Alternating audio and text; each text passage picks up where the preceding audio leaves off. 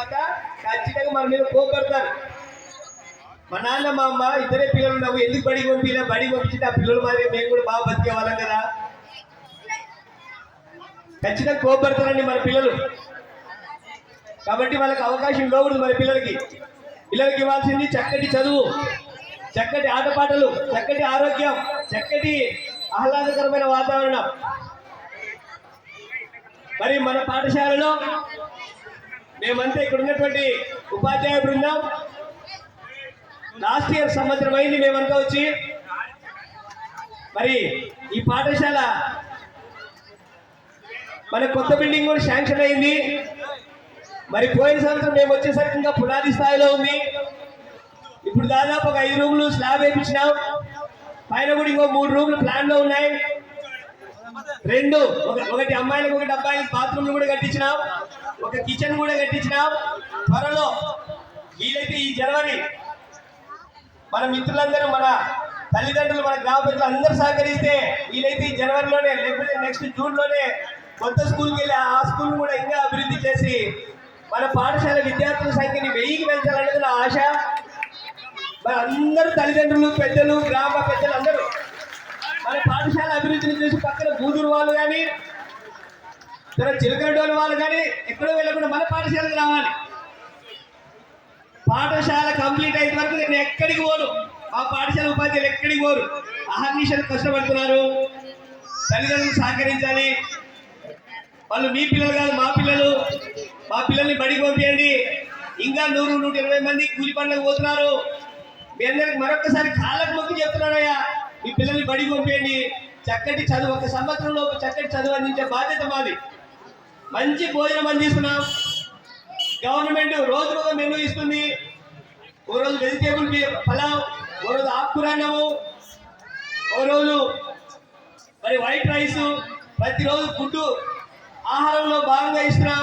చిక్కి ఆహారంలో భాగంగా ప్రభుత్వం ఇస్తుంది. కాబట్టి మంచి ఆహారం ఇస్తున్నాము సాధ్యమైనంత వరకు.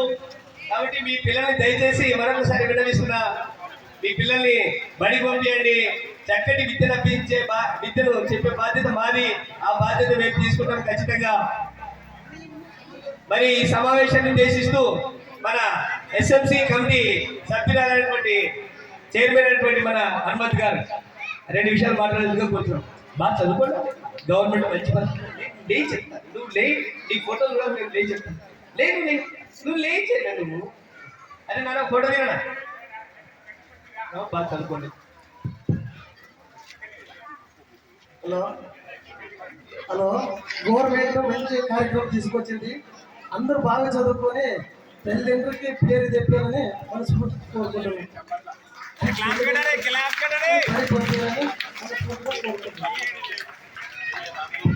థ్యాంక్ యూ చైర్మన్ గారు.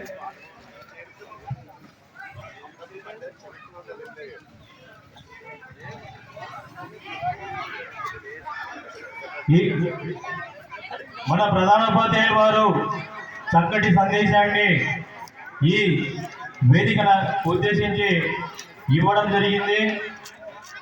తల్లిదండ్రులు ముఖ్యంగా బాధ్యత వహించి విద్యార్థులను, తమ పిల్లలను పాఠశాలకు చక్కగా పంపిస్తే చాలు, అంతే.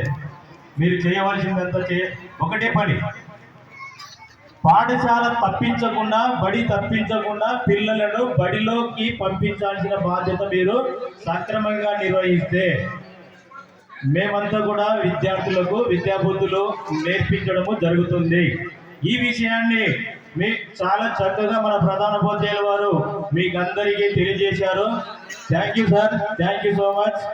అలాగే ప్రస్తుతము మన పాఠశాల ఎస్ఎంసి సభ్యురాలు, మహిళా సభ్యురాలైనటువంటి శాంతమ్మ గారు విద్యార్థులను ఉద్దేశించి 2 మాటలు మాట్లాడవలసిందిగా కోరుతున్నామమ్మా. Thank you. క్లాప్స్ కొట్టండి అందరూ.